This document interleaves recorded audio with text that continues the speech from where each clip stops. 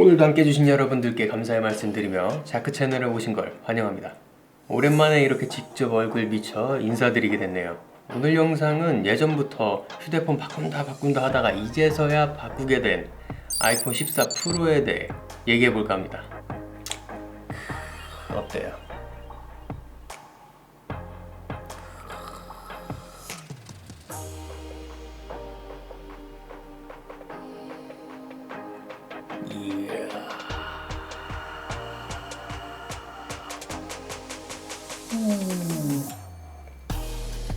이미 알만한 정보는 테크 유튜버분들을 통해 충분히 보셨을 거라 생각하기에 저는 제 특기를 살려 사진과 영상 기능에 초점을 두고 대략 한 달 정도 사용한 후기를 제작해 봤거든요.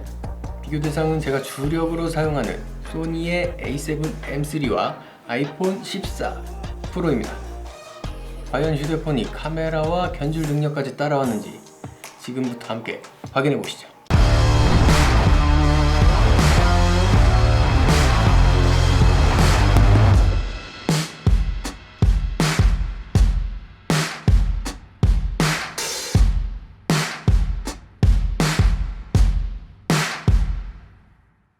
본 내용에 들어가기에 앞서 언제부턴가 제 영상 위쪽, 이쪽인가요? 이쪽? 유료 광고 포함이라는 표시가 뜨는 걸 보셨을 거예요. 업로드한 모든 영상이 광고나 협찬을 받아서 그런 건 아니고요.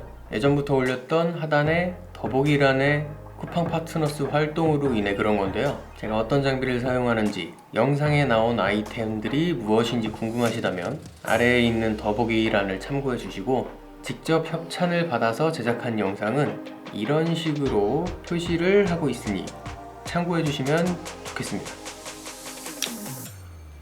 얼마 전에 아이폰 14 프로를 이용한 쇼츠 영상을 제작해서 올려봤어요. 여러 모델들과 사진 그리고 영상 촬영을 직접 테스트해보고 왔거든요. 영상은 다음 편에 업로드할 예정이고 오늘은 사진 부분을 살펴보도록 할게요. 우선 스펙을 비교해볼까요? 이런 건 다 필요 없고 카메라, 사진 부분만 비교를 해보자고요. 소니 A7M3의 화소는 2420만 화소, 아이폰 14 프로의 메인 카메라 화소는 4800만 화소, 거의 절반 차이가 나네요. 와, 이렇게나 차이 난다고? 그럼 아이폰이 이긴 거네. 하지만 단순히 화소만 보고 판단할 수는 없죠. 화각은 어떻게 되지? 조리개, ISO, 센서 크기, 프로세스는, RAW는 우리 더 이상 화소가 뭐가 더 좋니 이런 걸로 싸우지 말자고. 카메라는 렌즈 탈부착식이니까 어떤 렌즈를 쓰느냐에 따라 조건이 달라지긴 합니다. 100번 말로 설명하는 것보다 직접 보면서 비교해보는 게 더 이해가 빠르겠죠. 일단 설정값은 두 기종 비슷하게 최대한 맞춰서 촬영을 했고요. 일단 색감 작업만 먼저 한 사진인데 비슷하게 한다고 했는데 막상 보니까 확연히 차이가 느껴지네요.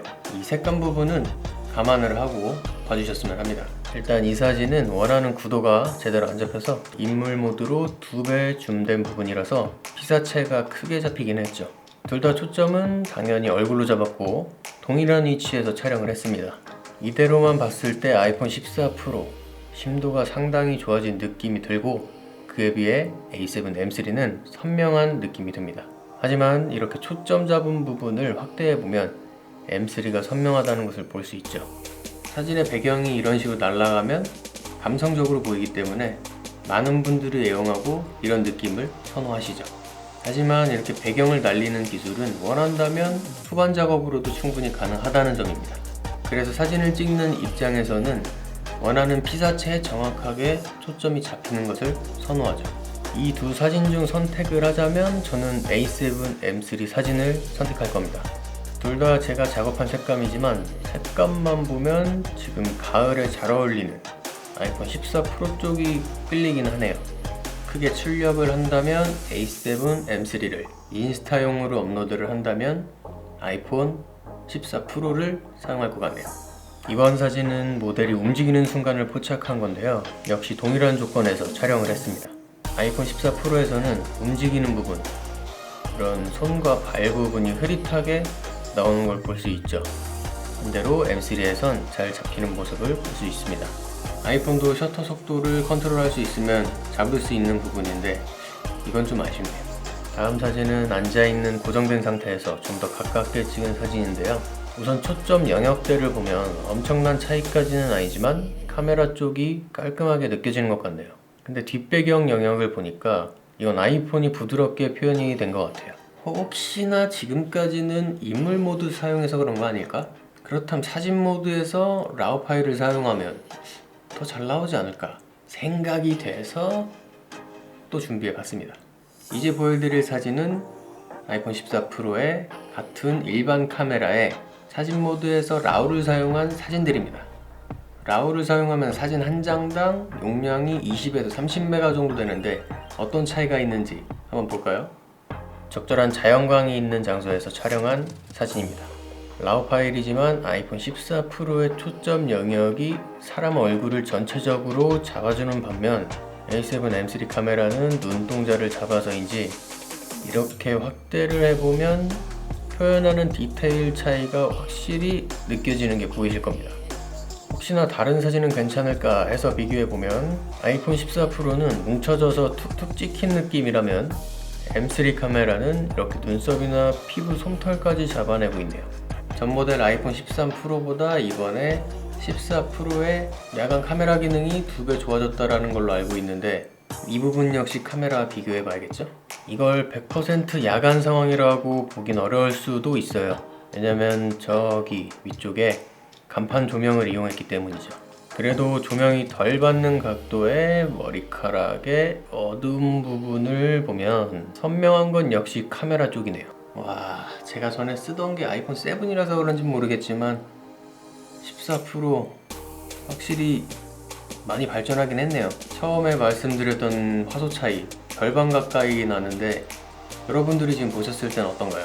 화소로 기종의 우위를 따진다는 거는 어리석은 행동이라는 것쯤은 아시겠죠? 아직까지는 휴대폰이 카메라를 따라올 수 있는 정도는 아니다라는 것도요. 물론 휴대폰의 본질은 카메라가 아니기 때문에 카메라와 비교한다는 거는 좀 말이 안 될 수도 있긴 합니다. 그러나 과거와 비교해보자면 휴대폰의 카메라 성능이 점차 좋아지고 있다는 건 확실한 것 같네요. 마무리로 제가 색감 작업을 할 때 느낀 점을 간단하게 얘기해 보자면 작업할 때 A7 M3보다 아이폰 14 프로가 좀 더 무겁게 느껴졌다랄까? 지금 이 얘기는 제 느낌적인 느낌 뭐 이런 게 아니고요. PC의 성능적인 부분에서 느꼈던 차이점입니다. 세밀한 후반 작업에서도 아직까지는 카메라 라우 파일이 만지기 편했습니다. 지금까지 카메라와 애플 신제품 아이폰 14 프로 카메라에 대한 얘기를 해봤고요. 다음 영상은 똑같은 이 두 기종의 영상 부분을 얘기해 보도록 할 테니까요. 다음 영상도 많이 기다려주세요.